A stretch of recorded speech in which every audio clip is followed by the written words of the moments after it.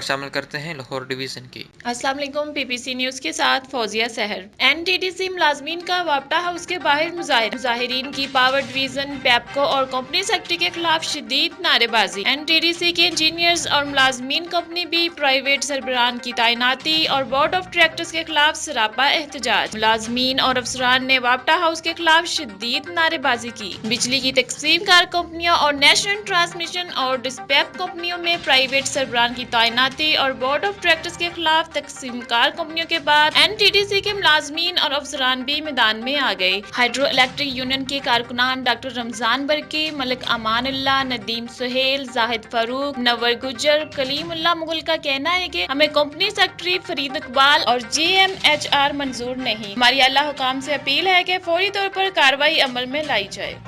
اس میں یہ واضح لکھا ہوا ہے کہ فنانشل میٹر کے علاوہ جتنے بھی میٹر ہوں گے لیبر سے ریلیٹ جو بھی پالیسیاں بنے گی اس میں یونین کو اعتبار میں لے کر بنایا جائے گا۔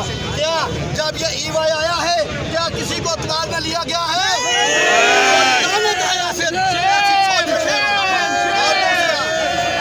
اگر بات سن لے یہ بات سن لے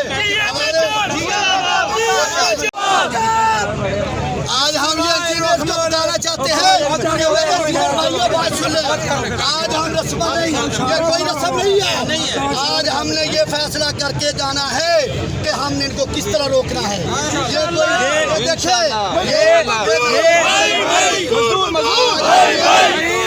ہم مزدوروں نے یہ مل کے